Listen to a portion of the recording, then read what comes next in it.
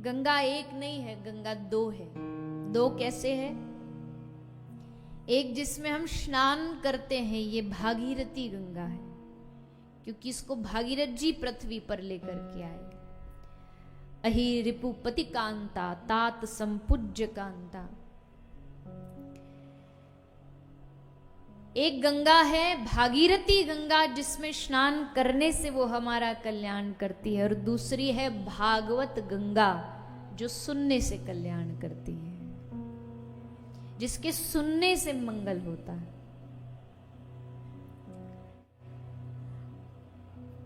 किसी ने कहा कि गंगा के घाटों पर लगी इतनी भीड़ इस बात की गवाह है कि अभी भी लोग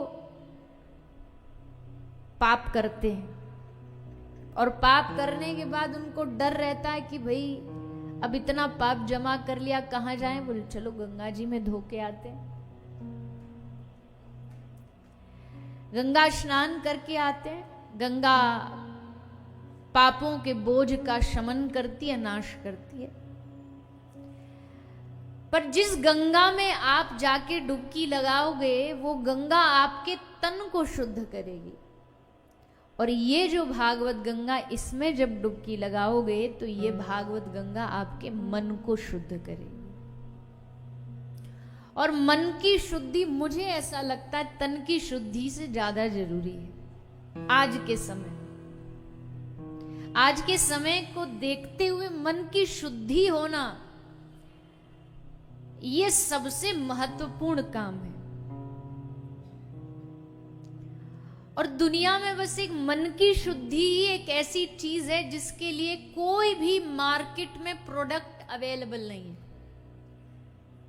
कोई हो तो बताइए। सारा भारत बैठा है यहां, किसी भारत के कोने में मिलता हो मन की सफाई का कोई प्रोडक्ट, तो बताइए। बोले हाँ ना, मिलता है। क्या मिलता है? बोले जहां आप बैठे हो, ये मन की ड्राई क्लीनिंग का प्रोसेस है, ये मन की शुद्धता का प्रोसेस है, ये प्रक्रिया है। ये 7 दिन की जो प्रक्रिया सुखदेव मुनि ने चलाई है, राजा परीक्षित को सुनाई। श्री सूत ने नैमिषारण्य में 88,000 ऋषियों, शौनक आदि ऋषियों को सुनाई। यहीं गंगा के घाट, आनंद घाट पर बैठ करके सनकादि ऋषियों ने भक्ति महारानी को सुनाई। और आज इसी गंगा के घाट पर बैठ करके आज हम सब भी इस कथा गंगा में डुबकी लगाने के लिए तैयार हैं। तैयार हो के नहीं हो? छलांग मारने के लिए तैयार हो?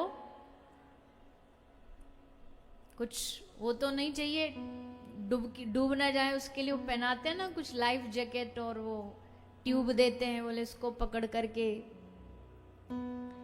कई तो गंगा जी में भी नहाने ऐसे लोग आते हैं, इतनी दूर से पैसा खर्च करके, ट्रेन में, फ्लाइट में, सब टिकट लेके यहाँ आते हैं, और गंगा जी के घाट पर सीढ़ी पे लुटिया लेके, लोटा ले लेके उससे नहा रहे होते हैं। एक लुटिया पानी लिया, सर पे डाला। अरे भले मानस, तुझे लुटिया से ही नहाना तो घर ले जाता भर के, काय को गंगा जी इतनी दूर आया? गंगा जी का रस लेना है तो गंगा जी में भीतर जाओ। जब तक गंगा जी यहां तक आ ना जाए, ठंड में ठिठुरते हुए दांत एकदम कपाने ना लगे, और तब वहां जा करके गंगा जी को आचमन करके, प्रणाम करके, फिर जो डुबकी लगाते हैं, वो पहली जो डुबकी लगती है, उस पहली डुबकी का जो आनंद है, वो घाट पे बैठ के नहाने से थोड़ी मिल जाएगा। मतलब समझ रहे हो क्या है? मतलब ये है कि वहां गंगा पर डुबकी लगाने में आनंद है, घाट पे बैठ के बस छिड़कने में पानी में आनंद नहीं। तो ये जो भागवत गंगा भी है, यहाँ भी डूबने में ही आनंद आएगा, बस छिड़कोगे तो कोई आनंद नहीं आने वाला। कई लोग उस कथा में थोड़ा थोड़ा छींटा छिड़कने आते हैं बस, ज्यादा नहीं सुनना हमको, भाई इतना इतना सुना दो कि हमारा घर भी ना छूटे, हमारा काम धंधा भी ना छूटे, बाल बच्चे भी ना छूटे, और थोड़ी सी आपकी भी कही गई मान लें, बस ऐसा बीच बीच वाला रास्ता बता दो। और भागवत जी कहती है कि बेटा तू एक बार मेरी शरण में आ तो सही, एक बार तू मेरे चरणों में बैठ तो सही, ये तेरा मन ठाकुर जी से न जोड़ दूं तो कहना, तेरे मन की रस्सी को ठाकुर जी के चरणों से न बांध दूं तो कहना। अब उसके लिए मन भी यहां होना जरूरी है। जैसे अभी महाराज जी बोल रहे थे, हमारे गोयल साहब बोल रहे थे, बात बड़ी पते की है कि भैया रहो दुनिया में कहीं भी पर मन कहाँ है। बात तो ये है ना, एक आदमी नाविक था, नाव वाला था, वो नाव लेकर के, अपनी नाव को लेकर के चला हर की पौड़ी से, उसने अपने नाव की रस्सी चप्पू पकड़ा और चप्पू लेके चला। रात का समय, रात भर चलता चलता रहा कि थोड़ी हमारी नैया आगे बढ़ेगी, बढ़ते बढ़ते थोड़े आगे पहुंच जाएंगे। पर जैसे सुबह हुई, सूरज उदय हुआ, और सूरज उदय हुआ, आंख खुली, दृश्य दिखा, उजाला हुआ, और उजाले में देखा कि जिस घाट पर वो रात को खड़ा था, उसी घाट पर अभी भी सुबह खड़ा हुआ है। उसकी बुद्धि ने सोचा पूरी रात तो हमने चप्पू चलाया, पूरी रात हमने मेहनत करी, हाथ दुख रहे, पैर दुख रहे, पर नाव टस से मस नहीं हुई। क्यों नहीं हुई नाव टस से मस? चप्पू तो उसने चलाया था, पानी भी बह रहा था, फिर नाव आगे क्यों नहीं बढ़ी? क्यों नहीं बढ़ी?